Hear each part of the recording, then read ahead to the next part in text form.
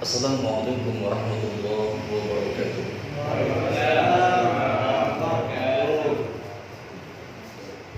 Alhamdulillah, thumma alhamdulillah, wassalatu wassalamu ala rasulillah wa ala alihi wa sahbihi wa mawala. Asyhadu an la ilaha illallah wahdahu la syarika lah wa asyhadu anna Muhammadan abduhu wa rasuluhu la nabiyya ba'dah. Allahumma shalli ala Muhammad wa ala ali Muhammad, la haula wa la quwwata illa billah. Allah. Fa ya ayyuhal ittaqullah kama qala ta'ala. A'udzu billahi minasy syaithanir rajim. Ya ayyuhalladzina amanu taqullaha haqqa tuqatih wa la tamutunna illa wa antum muslimun. Wa qala fi ayatin ukhra, ya ayyuhalladzina amanu taqullaha wa qulu qawlan sadida yuslih lakum a'malakum wa yaghfir lakum dhunubakum wa may yuti' Allaha wa rasulahu faqad faza fawzan 'azima. Wa qala Nabi, ittaqillaha haitsuma kunta wa atbi' sayyi'ata al-hasanata tamhuha wa khaliqin nasa bi khuluqin hasanin. Allahumma la sahla illa ma ja'altahu sahla wa anta taj'alul hazna idza syi'ta sahla. Hadirin sekalian, jamaah salat maghrib yang semoga semuanya dirahmati oleh Allah Subhanahu wa taala. Puji syukur kita panjatkan kehadirat Allah Subhanahu wa taala atas setiap nikmat yang Allah karuniakan kepada kita, dan nikmat tersebut banyak sekali dan berulang-ulang kali. Maka saya pun juga mengajak kepada hadirin sekalian, kepada jamaah sekalian, untuk senantiasa gemar bersyukur, yakni dengan senantiasa mengulang dan mengulang terus syukur tersebut, yang tentunya diawali dalam hati dan juga diucapkan dengan lisan dengan bacaan hamdalah alhamdulillahi rabbil alamin. Dan terlebih dari itu, yakni kita bersyukur dengan anggota tubuh kita, atau kita jadikan setiap nikmat yang Allah karuniakan tadi menjadi energi kita, menjadikan kita lebih dekat kepada Allah Subhanahu wa taala. Karena seringnya kita mendapatkan nikmat yang sedemikian banyak tiap hari, ya, Allah memberikan kepada kita nikmat tidur, yang sebelum tidur pun kita berdoa dengan bacaan kepasrahan, bismika Allahumma ahya wa bismika amut. Dan setelah itu Allah masih mengaruniakan kepada kita nyawa sehingga kita bisa terbangun. Maka ketika kita pertama kali membuka mata setelah duduk, kita membaca doa yang itu sebuah rasa syukur yang kita panjatkan. Alhamdulillahilladzi ahyana ba'da ma amatana wa ilaihi nusyur. Selain itu banyak lagi kenikmatan ini dan itu, dan juga kenikmatan terutama kalau kenikmatan tersebut berupa nafas yang tiap detik kita menghirupnya dan itu berulang-ulang kali, maka sudah pantas pula bagi kita untuk senantiasa bersyukur berkali-kali. Bukan hanya sekedar itu, bahkan Allah pun menyebutkan berulang kali pula di dalam surah Ar-Rahman sampai kurang lebih 31 kali. Sebuah ayat yang diulang-ulang. A'udzubillahi minasyaitonir rajim. Kita telah hafal dari ayat tersebut apa? Fa bi ayyi ala'i rabbikuma tukadziban. maka nikmat Tuhanmu yang manakah yang kamu dustakan? Dan itu diulang-ulang. Ini juga memberikan perintah kepada kita agar nikmat yang tidak bisa kita dustakan tadi, karena sudah saking banyaknya nikmat yang telah Allah karuniakan kepada kita. Wa in ta'uddu nikmatallahi la tuhsuha, sekiranya kita menghitung nikmat-nikmat Allah, bisa tidak akan mungkin mampu menghitungnya. Diulang berkali-kali dalam surah Ar-Rahman, kita tidak mungkin mampu mendustakan nikmat yang telah Allah karuniakan kepada kita. Oleh karena itu mari kita juga bersyukur kepada Allah. Di sisi lain pun kita bersyukur karena masih bisa bersyukur. Tidak sedikit orang di hari ini mereka tidak bersyukur kepada Allah. Hati pun tidak, lisan pun tidak, apalagi perbuatan. Dan alhamdulillah pada kesempatan kali ini kita termasuk semoga digolongkan oleh Allah sebagai abdan syakur, karena juga hati kita kalau seandainya tadi belum, maka saya mengingatkan pada diri dan jenengan saat ini hadirkan rasa syukur tersebut di dalam hati. Kemudian juga kita ikrarkan melalui lisan dengan kita mengucapkan hamdalah bersama-sama, alhamdulillahirabbil alamin. Dan tentunya salah satu nikmat yang telah Allah karuniakan kepada kita berupa waktu, berupa kesehatan, berupa ilmu, sehingga Allah pun juga memberikan kekuatan pada kita untuk menghadiri majelis ilmu ini, untuk menghadiri sholat maghrib berjamaah. Ketika kita menghadiri sholat di masjid, di musola, untuk sholat berjamaah, setiap langkahnya dihitung, menghapus dosa dan juga mengangkat derajat. Apalagi ada hadis yang lain ketika seseorang itu memudahkan kakinya untuk menuntut ilmu, yang meniti jalan untuk menuju majelis-majelis ilmu, maka akan dimudahkan pula menuju surga. Masya Allah, semoga kita masuk di dalam amin. Kalau tadi disebutkan masalah judulnya apa tadi Pak? Mengawal keluarga mendapatkan jannahnya. Ada sebuah hadis yang diriwayatkan oleh Bukhari. Kanjeng Nabi Muhammad SAW pernah bersabda, setiap umatku akan masuk surga kecuali orang-orang yang enggan memasukinya. Kanjeng Nabi bersabda seperti itu, setiap umatku akan masuk surga kecuali orang-orang yang enggan memasukinya. Ada salah seorang sahabat bertanya, siapakah orang yang enggan tersebut wahai Rasulullah? Kan mesti masuk sesuatu yang sangat janggal. Kanjeng Nabi mengatakan bahwasanya umatnya itu pasti akan masuk surga kecuali yang enggan. Yo sapa to sing kok ora gelem mlebu surga? Siapa to yang enggak mau masuk surga itu kok ya ada-adanya seperti. Tapi ada yang kemarin statement seorang wanita yang saya mau di neraka saja, nantang. Ada yang seperti itu ya. Nanti ada temannya, nanti kalau bisa buat konser di neraka. Ya. Kemudian ada yang bertanya, siapakah wahai Rasulullah orang yang enggan tersebut? Maka beliau bersabda, barang siapa mentaatiku akan masuk surga. Barang siapa yang tidak mentaatiku, sungguh dia adalah orang yang enggan masuk surga. Maka kuncinya adalah taat kepada Rasulullah SAW.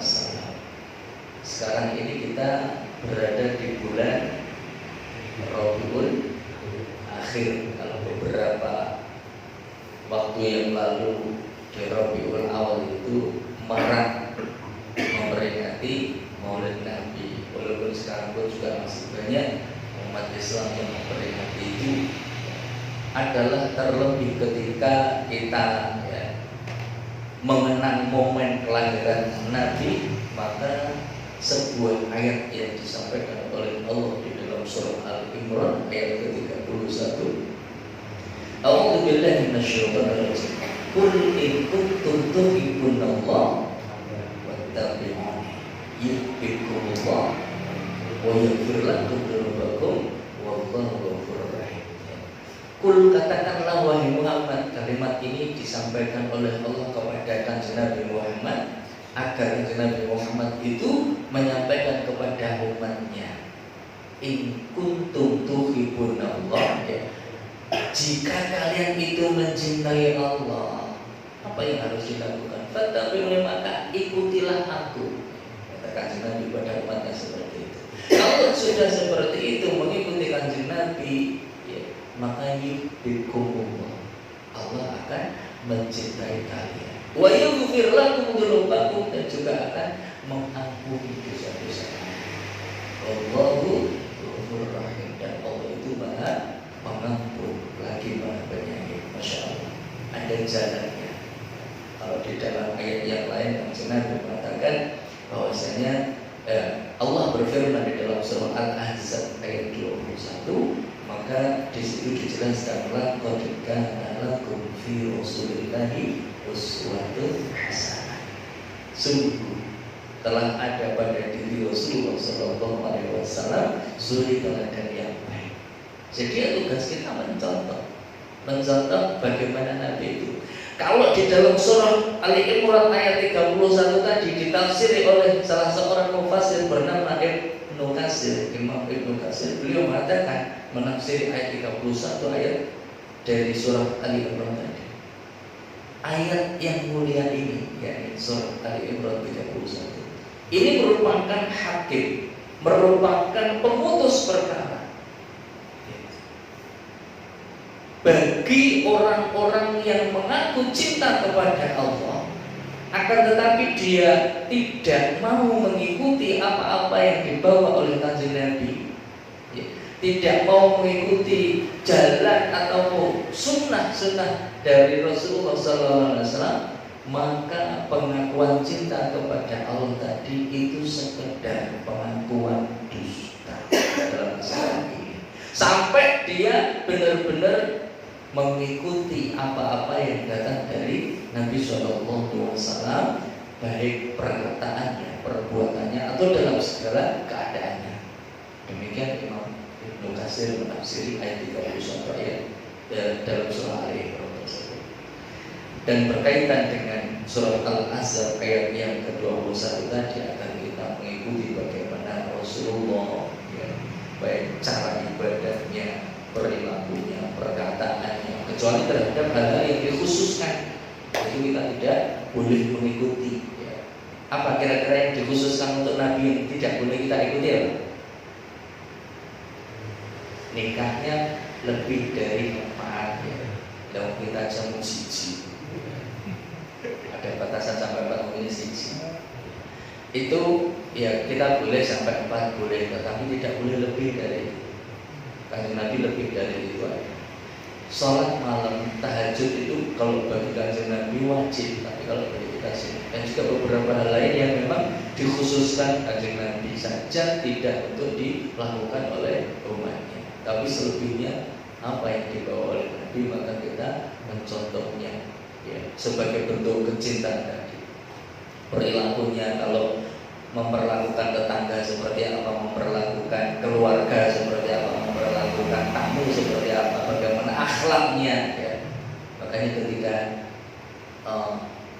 di dalam sebuah hadis disebutkan, ya, khairukum li ahli, ya, sebaik-baik kalian itu yang paling lemah lembut, paling baik terhadap keluarganya, ahli keluarganya, kepada istrinya, kepada anaknya. Dan disebutkan, dan aku adalah orang yang paling baik terhadap keluarga. Maka itu juga termasuk contoh bagaimana agar kita pun mencontoh bagaimana akhlaknya beliau. Ketika akhlaknya beliau, dia itu seorang Amirul Mukminin, pemimpin umat. Dia itu seorang panglima, berkali-kali memimpin ghazwah, sebuah peperangan. Tetapi ketika dia itu pulang ke rumah menghadapi keluarganya, maka dia akan menjadi seorang ayah bagi anak-anaknya, maka dia akan menjadi seorang suami bagi istri-istrinya. Dia tanggalkan jabatan Amirul Mukmininnya, dia tanggalkan jabatan jenderalnya gitu. Maka dia akan mempunyai sikap atau sifat yang lemah lembut terhadap keluarganya. Bukan sebagaimana orang-orang di sekitar kita, mungkin alhamdulillah jangan termasuk kita. Mungkin dia sebagai jenderal, sebagai seorang komandan, dia sebagai seorang bos di perusahaannya, di rumah tidak ditanggapi, sehingga kepada anak dan istrinya, oh dia nanti kumis di printer ya, ngomongnya kaku keras. Walaupun padahal ketika berhadapan dengan orang lain dia bisa lemah lembut, dia bisa ramah. Ketika di luar rumah, ketika ada orang lewat, dia tidak begitu. Bahkan dia termasuk orang yang dermawan, tetapi dengan keluarganya sendiri dia tidak mendapatkan kedermawanannya, keramah tamahannya, yang sejatinya dialah yang pantas pertama kali mendapatkan kedermawan dari seorang yang laki-laki yang bernama suami, seorang ayah tadi, mendapatkan kelemah lembutan dari seorang suami ataupun ayah tadi. Keluarga yang paling awal, bukan orang lain.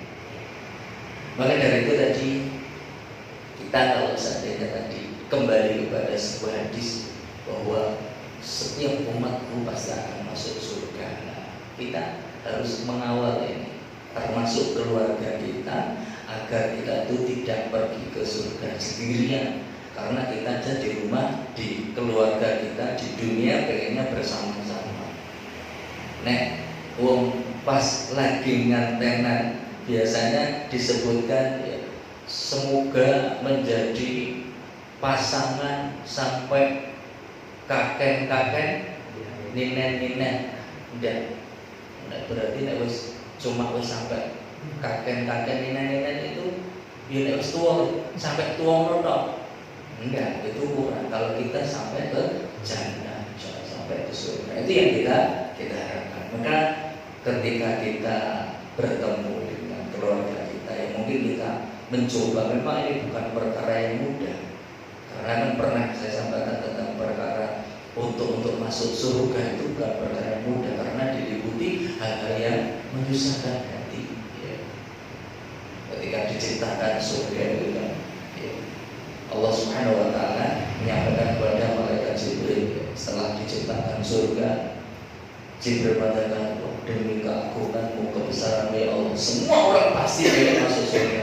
Tapi begitu diciptakan yang meliputinya, yang mengelilinginya, yang memagarinya, akhirnya Jibril mengatakan, saya khawatir tidak ada yang bisa masuk. Kalau bahasa gampang saya, karena sedemikian ruang, bukan perkara mudah untuk bisa masuk di surga itu. Karena nanti ketika kita bertemu dengan anggota keluarga kita, anak kita, istri kita, coba kita ingatkan pada seluruh anggota keluarga kita, agar kita itu bersama-sama untuk kerjasama, agar ketika kita bersama-sama berkumpul di dunia juga bisa nanti kelak berkumpul pula di akhirat, yang di jannahnya Allah. Bagaimana caranya? Di dalam surah At-Tur, surah yang ke-52, nanti di situ ada beberapa kisah, ada sebuah kisah, ada kisah-kisah maksudnya tentang orang-orang yang berada di surga. A'udzu billahi minasyaitonir rajim. Tapi memang ayatnya agak panjang, jadi kalau saya bacakan artinya saja, terjemahnya saja. Sesungguhnya orang-orang yang bertakwa berada di dalam surga dan kenikmatan. Mereka bersukaria dengan apa yang diberikan Tuhan kepada mereka, dan Tuhan memelihara mereka dari azab neraka. Dikatakan kepada mereka, makan dan minumlah dengan rasa nikmat sebagai balasan dari apa yang telah kamu kerjakan. Mereka bersandar di atas dipan-dipan yang tersusun, dan kami berikan kepada mereka pasangan bidadari yang bermata jeli, yang bermata indah. Dan orang-orang yang beriman beserta anak cucu mereka, ya, di sini surah At-Tur ayat ke-21. Dan orang-orang yang beriman beserta anak cucu mereka yang mengikuti mereka di dalam keimanan. Anak cucunya yang memang dalam satu keimanan. Kalau beda keimanan maksudnya mungkin ya sudah beda keyakinan, ya tidak akan mungkin bisa. Kami pertemukan mereka dengan anak cucu mereka di dalam surga, dan kami tidak mengurangi sedikit pun pahala amal kebajikan mereka. Setiap orang terikat dengan dengan apa yang dia kerjakan. Ini panjang sekali, sampai nanti bisa dibaca sampai 29. Dan kami berikan kepada mereka tambahan berupa buah-buah dan daging dari segala jenis yang mereka ingini.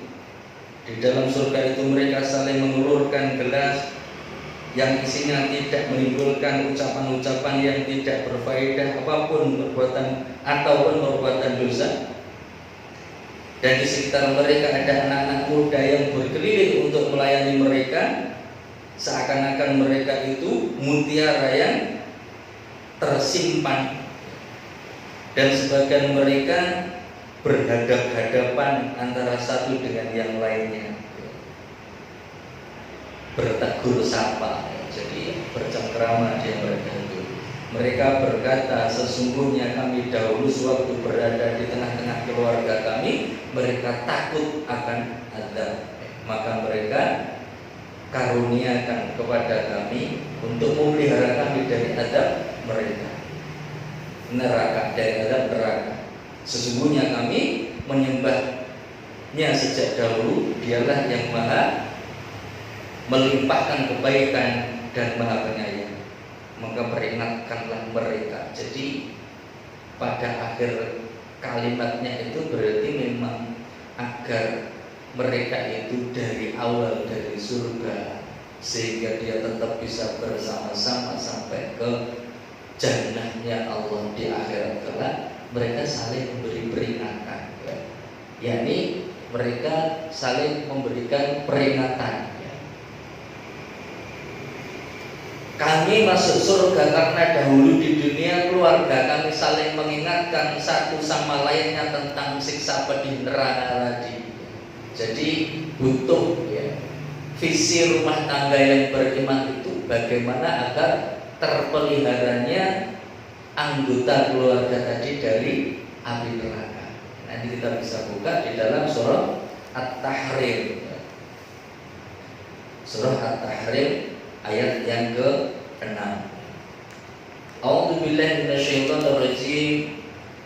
Bismillahirrahmanirrahim. Ya ayyuhalladzina amanu qu anfusakum wa ahlikum nar. Di dalam surah At-Tahrim ayat yang ke-6 tersebut disebutkan, wahai orang-orang yang beriman, peliharalah dirimu dan keluargamu dari api neraka. Kalau kalimatnya dilanjutkan maka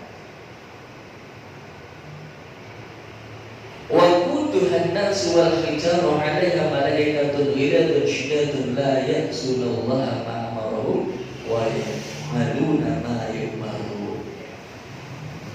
Wahai orang-orang yang beriman, peliharalah dirimu dan keluargamu dari api neraka yang bahan bakarnya adalah manusia dan penjaganya adalah malaikat-malaikat yang kasar dan keras, yang dia itu malaikat itu tidak pernah durhaka sedikit pun kepada Allah terhadap apa-apa yang diperintahkan kepada mereka, dan dia selalu mengerjakan apa yang diperintahkan. Ketika malaikat disuruh begini siap, dia langsung melaksanakan perintah dari Allah tersebut. Jadi ketika kita berada di dunia pun juga sudah mempunyai sebuah slogan, rumahku surgaku, baiti jannati. Dan ini nanti kita bisa kita lanjutkan sampai ke akhirat. Akan terjadi ketika baiti jannati tadi, dan itu bisa terwujud ketika masing-masing anggota keluarganya itu memelihara dirinya dan mengingatkan anggota keluarganya dari siksa api neraka tadi. Adanya saling mengingatkan, hendaknya saling mengingatkan. Sebagaimana kalau seandainya kita bukan seandainya, kalau kita membaca surah Al-Asr itu kan, wal asr, diawali dengan sebuah sumpah dari Allah Subhanahu wa taala, demi masa, demi waktu. Innal insana lafi khusrin, sesungguhnya manusia itu dalam kondisi rugi. Illal ladzina amanu, kecuali orang-orang yang beriman. Yang itu bukan hanya sekedar beriman saja, karena memang orang beriman itu butuh konsekuensi, yakni amal saleh. Illal ladzina amanu wa 'amilus shalihat. Dan tidak cukup kesolehannya untuk dirinya sendiri, karena ketika dia beriman, manusia beriman yang dia beramal soleh, ternyata belum terentaskan dari kerugiannya. Disebutkan ayat selanjutnya, illal ladzina amanu wa 'amilus shalihat wa tawassaw bil haqqi wa tawassaw bis sabr, dan saling memberikan nasihat dalam kebenaran dan juga kesabaran. Memang butuh kesabaran, apalagi di dalam keluarga. Untuk berdakwah di dalam keluarga itu bukan perkara mudah. Mungkin bisa ketika mungkin kita memberikan tausiah kepada orang lain, tetapi ternyata untuk keluarganya sendiri itu tidak bukanlah perkara mudah. Ngeleke terhadap anaknya, istrinya, pada suaminya, pada bahkan orang tuanya, itu bukan perkara yang mudah. Akan tetapi bagaimanapun ya, jangan sampai anggota keluarga kita itu terjerumus ke dalam api neraka tadi. Maka kita pasti sedih kalau seandainya ada di antara anggota keluarga kita itu ada yang masuk neraka, pasti kita akan sedih. Makanya wajib bagi kita untuk saling mengingatkan ketika ada yang salah. Anak kita mungkin ada yang belum benar, maka juga diberi nasihat. Orang tua kita juga mungkin ada yang salah, tetap kita wajib memberikan nasihat, tapi tentu dengan cara-cara yang baik. Orang malah koyok guroni, pelan-pelan caranya. Pasti ada celah atau cara yang baik. Insya Allah mungkin kita lebih paham kondisi orang tua bagaimana anak-anak kita, bagaimana mungkin suami kita, bagaimana istri kita, untuk memberikan masukan nasihat ya. Jangan sampai seolah-olah menggurui ya. Ya memang sih bisa jadi dalam kelihatannya seperti itu, tapi insya Allah kalau dalam menyampaikan itu dengan cara yang baik, semoga, dan apalagi didasari dengan ilmu bahwa ketika kita itu diingatkan, itu adalah demi kebaikan kita. Insya Allah maka di situ akan terjadi salamatus sodr, hati yang selamat. Hadirin sekalian yang dirahmati oleh Allah Subhanahu wa taala, tadi bahwasanya tugas kita ku anfusakum wa ahlikum. Awalnya memang diri kita agar terjaga dari api neraka. Diri kita terdahulu, baru kita nanti ya, bukan terus egois ya. Kalau kita saja tidak terbebas, bagaimana kita akan ngelanting? Ngelanting itu bahasa untuk menolong yang lainnya. Nah, dan memang kalau di dalam rumah tangga memang butuh saling tolong menolong, untuk biar dibiasakan untuk saling mengingatkan. Kalau seorang suami ada kekeliruan tetap diingatkan, kalau seorang istri yang keliru ya tetap diingatkan. Hanya saja mungkin dari tata caranya, komunikasi yang baik. Ya. Jangan sampai sakjane karepe apik ya. Sebetulnya punya niat baik, tapi mungkin cara melaksanakannya itu kurang pas, bisa jadi malah berubah. Karepe itu harus memberikan nasihat ya, tapi malah jadi padudon ya. Ini tidak jadi kebaikan akhirnya. Nah itu tadi memang ketika ada juga memang anak-anak yang tidak mudah untuk diberi nasihat, atau bahkan istri, bahkan suami, untuk diberi nasihat itu butuh berkali-kali ya. Kita harus tetap bersabar untuk menghadapi mereka, karena tadi memang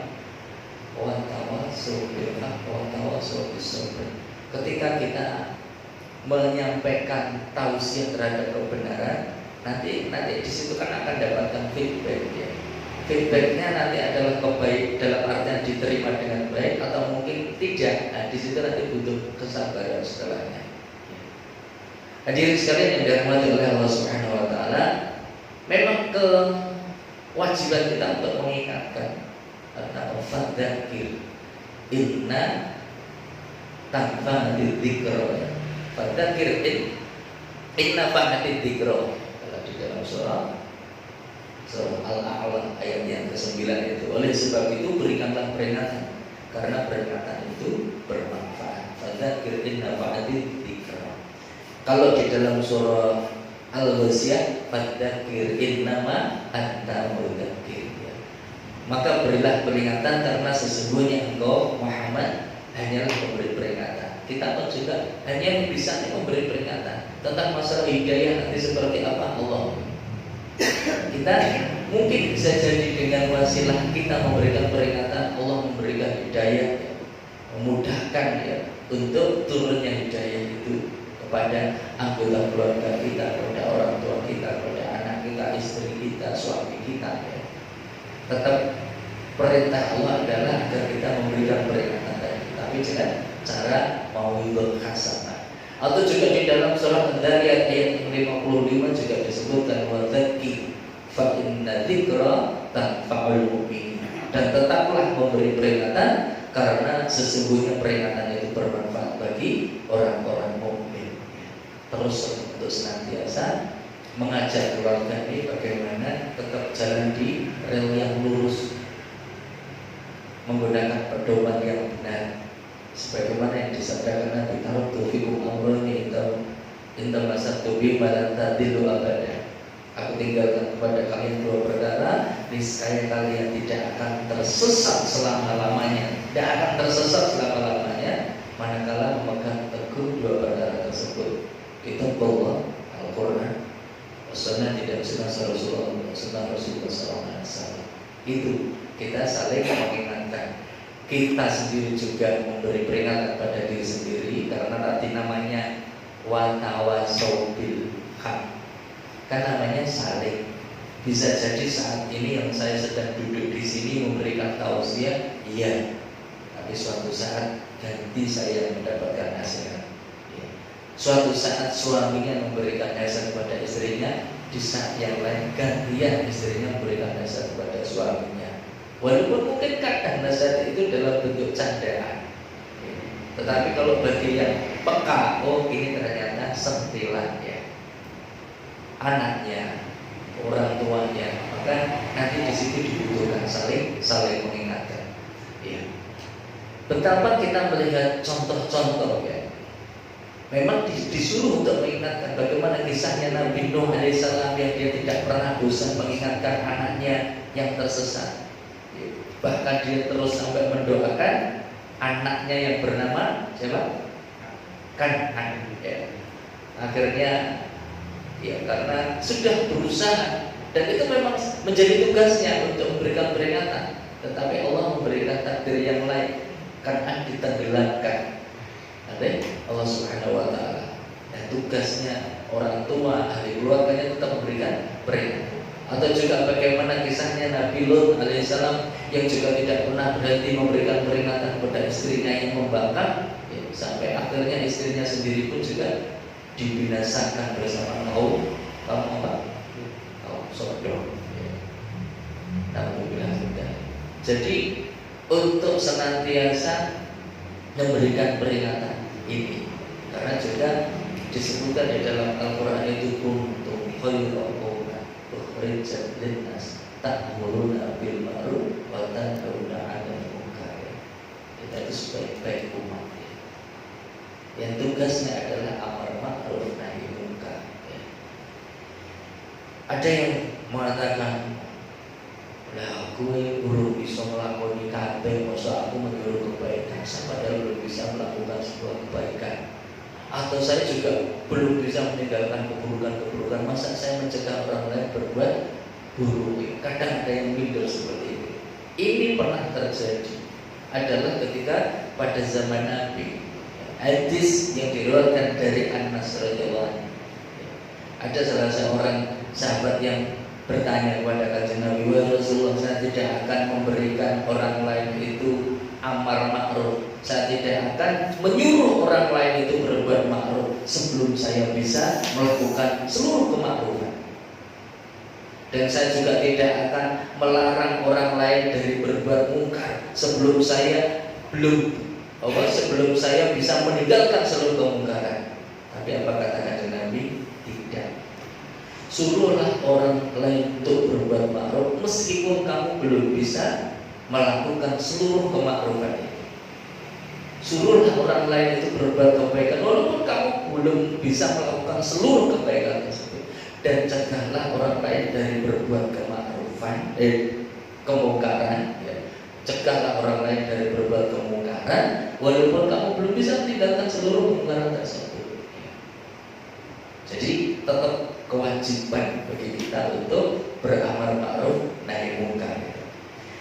Nah, itu tadi adalah bagaimana tetap ada peringatan, bagaimana kisahnya Asyah binti Muhazzib, ya, yang dia juga tetap memberikan peringatan kepada suaminya bernama Fir'aun. Iya, dia juga tetap memberi peringatan kepada suaminya si Fir'aun itu. Bagaimana dia juga konsisten mendidik Masyitoh dan juga Musa, yang akhirnya Asyah pun dibunuh oleh suaminya sendiri. Bagaimana juga kisahnya Qabil Habil, bagaimana Habil juga tidak bosan memberikan peringatan kepada saudaranya yang bernama Qabil, ya. Habil memberikan peringatan kepada saudaranya yang bernama Qabil tadi, karena kakaknya yang bernama Qabil itu dia mempunyai rasa dengki atau iri, hasud. Tapi apa? Akhirnya Habil yang dibunuh. Memang konsekuensi orang untuk beramar ma'ruf nahi mungkar itu bukan perkara yang mudah, pasti punya konsekuensi. Kalau hanya sekedar mengajak pada kebaikan mungkin tidak begitu banyak yang melawan. Tetapi kalau yang sudah melarang berbuat kemungkaran itu akan ngutik-ngutik kesenangannya wong, tapi kesenangan sing ndak baik. Ketika kita sudah melarang orang lain berbuat mungkar, maka dia akan terusik. Ketika ada orang kita itu menyuruh kebaikan itu sudah hal yang wajar. Tetapi ketika kita mulai melarang hal-hal yang tidak baik, nah di situ nanti akan ada tekanan balik, ada serangan balik. Nah, hadirin sekalian yang dirahmati oleh Allah Subhanahu wa taala, maka agar kita semua nanti bisa bersama-sama dengan keluarga masuk surga, itu butuh perjuangan dan juga pengorbanan yang besar. Yang selain kesabaran, ya, dan juga konsisten yang harus dilakukan. Bagaimana agar seorang suami itu diingatkan oleh istrinya ketika dia bekerja di tempat yang halal dengan cara yang halal. Jangan sampai dia pulang dengan membawa penghasilan yang haram, karena itu akan menjadi bahan bakar neraka dalam rumah tangga tersebut. Kullu lahmin nabata min subti fannaru awladi. Setiap daging yang tumbuh dari barang yang haram, maka nerakalah yang lebih tepat untuknya. Hadis diriwayatkan oleh Ahmad dan Tirmidzi. Jadi setiap daging yang tumbuh dari perkara yang haram itu yang layak, ya, tempatnya di neraka. Bisa cara mendapatkannya atau mungkin secara beratnya, bapaknya balik gowo celeng, gowo babi, dikonsumsi bareng-bareng, tidur surungan, itu bisa. Kalau botol cilik bareng-bareng karo anak karo lucu nih, iceberg kalau bisa. Tidak seperti itu.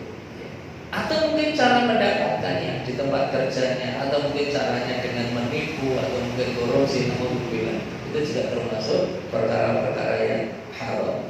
Atau juga seorang suami mengingatkan kepada istrinya agar memperhatikan bagaimana pola konsumsi yang halal untuk keluarganya, ya. Anak-anak juga, ya, yang mungkin agak susah diajak ke kebaikan, ya, tetap harus kita peringatkan ya. Agar juga bagaimana beribadah itu tetap menjadi kewajiban sesama anggota keluarga tadi ya. Untuk mengkonsumsi perkara-perkara yang halal itu wajib bagi kita. A'udzubillahi minasyaitonirrajim. Wa kulu mimma razaqakumullahu halalan thayyiban wattaqullaha alladzi antum bihi mu'minun. Di dalam surah Al-Maidah ayat 88. Dan makanlah dari apa yang telah diberikan Allah kepada kamu sebagai rizki yang halal dan baik, dan bertakwalah kepada Allah yang kamu beriman kepadanya. Atau juga bisa dilihat di dalam surah Al-Baqarah ayat yang ke-168.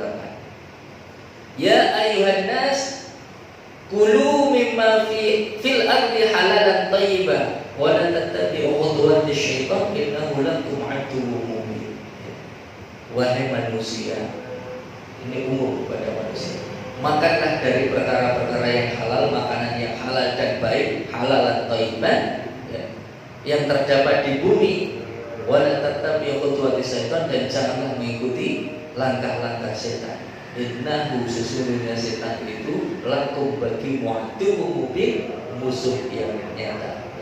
Kita juga mengingatkan pada anggota keluarga kita, pada istri kita, pada anak-anak kita, bahwasanya jangan sampai kita menjadi bahan bakar neraka. Karena tadi disebutkan di dalam surah At-Tahrim tadi, ayat yang ke-6 tadi, ya ayyuhalladzina amanu qu anfusakum wa ahlikum nar wa qudha nas wal hijarah. Neraka yang di situ bahan bakarnya itu manusia dan batu. Manusia itu kan bisa saja termasuk kita karena kita manusia, alhamdulillah.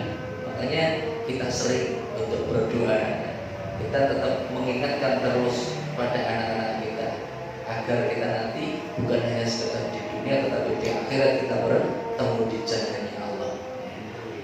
Kita pun jangan lupa untuk senantiasa berdoa kepada Allah Subhanahu wa taala agar kita dimudahkan oleh Allah untuk senantiasa anggota keluarga kita itu bisa tetap taat kepada Allah Subhanahu wa taala bersama-sama di dunia hingga akhirat di jalannya Allah. Allahumma inni as'alukal jannah wa na'udzubika minan nar.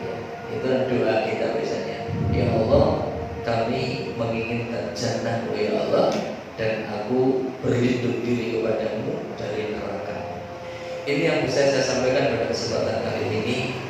Mari kita kawal keluarga kita untuk bisa masuk jannah bersama-sama. Semoga Allah mudahkan bagi kita untuk mengamalkan ilmu yang sudah kita kasih pada hari ini, dan semoga pula Allah berikan kemudahan bagi kita, bukan hanya saja keluarga kita sendiri, semoga keluarga besar yang kita hadir di sini kelak pun kita bisa bersama-sama di jannahnya Allah. Kita tutup, nanti ada penutup dengan oh iya, baik, kalau gitu kita tutup dengan doa kifaratul majelis. Subhanallah wa bihamdika asyhadu an la ilaha illa anta astaghfiruka wa atubu ilaik. Saya mohon maaf kalau ada kekeliruan, dan juga saya mohon ampunan kepada Allah kalau ada hal-hal yang kurang pas saya di dalam menyampaikannya. Bila taufiq wal hidayah. Assalamualaikum warahmatullahi wabarakatuh. Waalaikumsalam warahmatullahi wabarakatuh.